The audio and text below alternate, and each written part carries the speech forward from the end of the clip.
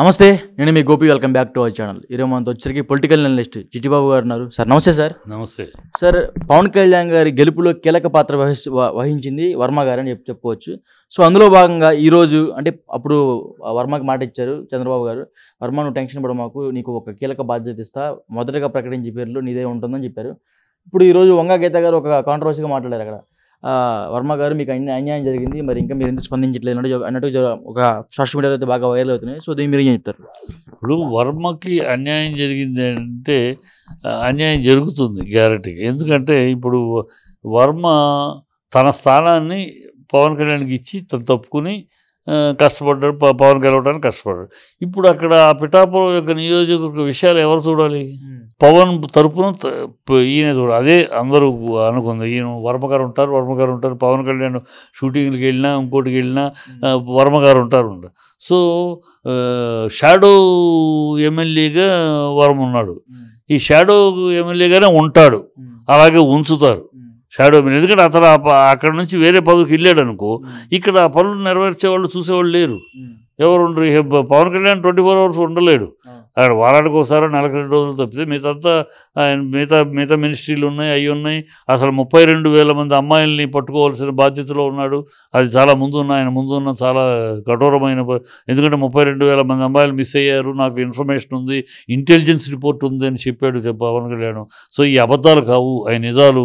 ఆయన ఊరిని గాలి మాటలు మాట్లాడలేదు, ఎలక్షన్లో జనాలను మభ్యపెట్టడానికి మాట్లాడలేదు, అది నిజం అని నిరూపించుకోవాల్సిన అవసరం ఉంది. లేకపోతే ప్రజలు ఉమ్మొస్తారు, నువ్వేదో నీతిగా నిజాయితీగా రాజకీయాలు చేయడానికి వచ్చాను అన్నావు, ఇలాంటి పచ్చి అబద్ధాలు ఆడతావా అని అంటారు ప్రజలు. కనుక అది అబద్ధం కాదు, నిజము అని చెప్పి తను ప్రూవ్ చేసుకుని ఆ 32,000 మంది ఆ పనిలో ఉన్నాడు, ఆ కార్యక్రమంలో ఉన్నాడు. సో అతని కాన్సన్ట్రేషన్ అయ్యి ఉండవు, తప్పదు. ఆ టైంలో కాన్స్టిట్యుయెన్సీ కూడా ఎవరు చూసుకుంటారు? వర్మే చూసుకోవాలి. వర్మ మీద ఆ బాధ్యత ఉంది. కనుకే వర్మకి ఎమ్మెల్సీ అయితే మళ్ళీ వెళ్ళిపోతాడు కదా. ఎమ్మెల్సీ అయిపోతే ఆయన పని ఎమ్మెల్సీగా ఆయన ఇది ఉంటాయి. కనుక అందుకని అతను అక్కడే ఉంటాడు. ఏదో పార్టీ పదవి ఇస్తాడు బహుశా చంద్రబాబు, పార్టీలో ఘనమైన పదవి, మంచి పదవి ఏదో ఇచ్చి పార్టీ పదవి చెప్తే మిగతా ఎమ్మెల్సీలు, ఎమ్మెల్యేలు, మినిస్టర్లు బహుశా వర్మకు రాదు. ఎందుకంటే వర్మకు వస్తే రెండు పోస్టులు ఇచ్చినట్టు ఉంటుంది పిఠాపురం కాన్స్టిట్యున్సీకి. ఒక పోస్ట్ ఆల్రెడీ ఉన్నాడు మన పవన్ కళ్యాణ్, ఇంకో పోస్ట్ కూడా ఇచ్చినట్టు. ఒకే కాన్స్టిట్యున్సీకి 2 ఉద్యోగాలు ఇవ్వరు కదా.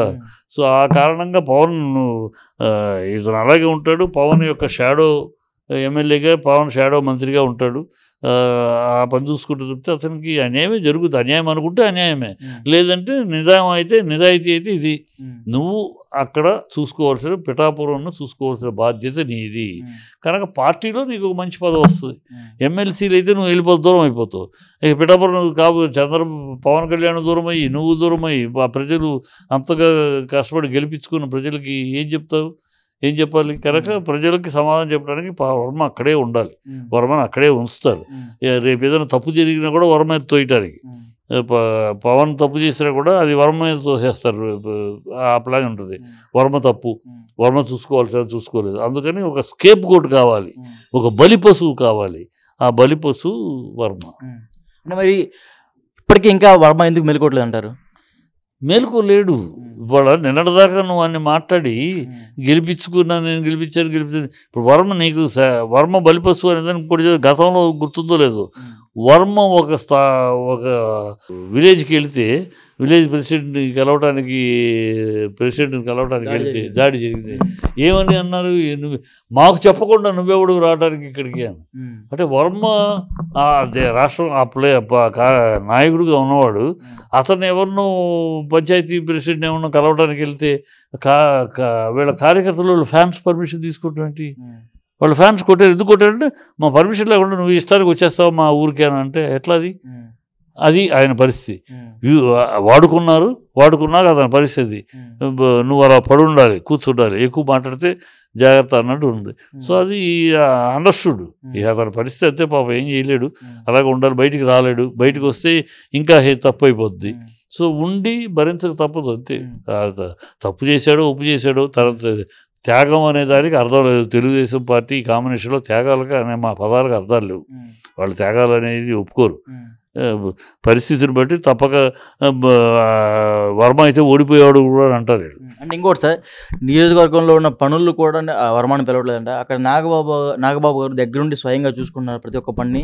పవన్ కళ్యాణ్ గారికి అక్కడ ఏం పని లేకుండా మొత్తం నాగబాబు చూసుకున్నాడు. ఇంకా వర్మని దగ్గర కూడా రానియట్లేదంట. సో దానికి మీరేమంటారు? నేను ఇంత నుంచి వర్మని అలా పెడతా, అలాంటి వార్త అసలు ఎందుకు వస్తున్నాయంటారు బయటికి? స్కేప్ గోట్ వర్మని అలా పెట్టి వీళ్ళన్నీ చేసుకుంటూ ఉంటారు. తప్పు జరిగితే వర్మ, తప్పు జరిగితే ప్రజల్లో వర్మ ఇన్ఛార్జి, వర్మలో జరిగితే తప్పు ఆయన మీద వస్తుంది. మంచి జరిగితే పవన్ కళ్యాణ్ గారు చేస్తున్నారు, పవన్ కళ్యాణ్ కాన్స్టిట్యూన్సీలో మంచి జరుగుతుంది. అందుకని ఒక స్కేప్ గోటు, ఒక బలి పశువుని రెడీ చేశారు. వర్మ ఒక బలి పశువు, అంతే. అది జరుగుద్ది. వీళ్ళన్నీ చేస్తూ ఉంటారు. ఎక్కడైనా తప్పు జరిగింది అనుకో, అది ఇమ్మీడియట్గా ఆ ఇన్ఛార్జ్ ఎవరు, వర్మ గారు, ఆయనే చూసుకోవాలి. మాకేం తెలుసు, ఆయనే చూసుకోవాలి. ఆయన కదా దగ్గరుండి గెలిపించింది, ఆయన చూసుకోవాలి. అలానే చేస్తారు. సక్సెస్ అయిందనుకో, మొత్తం చేసిన పనులు మంచి వచ్చిందా, పూలమాలలు పుష్పాలు వాళ్ళకి, రాళ్ళు రప్పలు వీళ్ళకి, నిందలు వీళ్ళకి. అది ఇప్పుడు స్ట్రాటజీ. చంద్రబాబు స్ట్రాటజీ అలాగే ఉంటుంది. ఆ స్ట్రాటజీలో భాగమే ఇది. మరి పవన్ కళ్యాణ్ గారు కనీసం నన్ను గెలిపించారు కదా, కొత్త వర్మకి ఏమైనా న్యాయం చేద్దాం, డబ్బు పరంగా కానీ లేకపోతే పొలిటికల్ ఇన్ఫ్లుయెన్స్ ఇంకా ఎక్కువ పెరిగేలాగా చూడటం కానీ, పవన్ కళ్యాణ్ కూడా ఎందుకు ముందు అడగట్లేదు అంటారు? పవన్ కళ్యాణ్ వేస్తాడని అనుకుంటుంది మీ అమాయకత్వం. పవన్ కళ్యాణ్ ఎందుకు వేస్తాడు? అతను పెంచడం వల్ల తనకి ప్రయోజనమా నష్టమా? తనకే నష్టం. తనను ఇంకో కత్తిని రెడీ చేస్తున్నాడు. ఒకే ఎవరిలో 2 కత్తుల్లాగా. ఇప్పుడు అతను పెంచితే, అతను పెంచాలని మాట్లాడితే, తన అన్న నాగబాబు చేసే పనులు ఎట్లా నాగబాబు అక్కడ కూర్చొని ఏం చేయగలడు? తను పెంచితే కనుక ఇవన్నీ కూడా రాజకీయంగా అతను ఏం మాట్లాడు, సైలెంట్గా తనకేమి తెలియనట్టు ఉంటాడు. అది జరిగిన తర్వాత నాకు అసలు ఇంతవరకు ఏనాడు వర్మగారు వచ్చి నాకు పని ఇలా చెప్పలేదు అంటాడు. రేపు కావాలని చూడు, ఏనాడు వర్మగారు తను బాధపడుతున్నట్టు ఏనాడు చెప్పలేదు, సంతోషంగానే ఉండేవారు నాతోటి. మరి ఏనాడు చెప్పుంటే నేను దానికి తగిన చర్యలు తీసుకునేవాడిని. ఇప్పుడు ఇంత జరిగిన తర్వాత చెప్తే నేనేం చేయను అంటాడు. ఇది జరగబోయి రేపు చూస్తే వర్మ పాపం బలిపశువు. వర్మని బలిపశువుగా అక్కడ కూర్చోబెడతారు. అలా ఉంటాడు అంతే. అతను నాగబాబు చేస్తూ ఉంటాడు. నాగబాబు చేసే మంచి అన్ని పవన్ కళ్యాణ్ కంట్రిబ్యూట్ అవుతాయి. చెడు అంతా ఏదైనా చెడు జరిగితే వర్మగా అంటారు. ఇప్పుడు మనం మాట్లాడుకునే మొత్తం వార్తలా లేకపోతే నిజాలు అంటారా? నిజాలు. ఈ నిజాలు వార్తలు కాదు. నేను నిజాలు ఒక పొలిటికల్ అనలిస్టుగా అనలైజ్ చేసి చెప్తున్నా జరగబోయేది అంతే.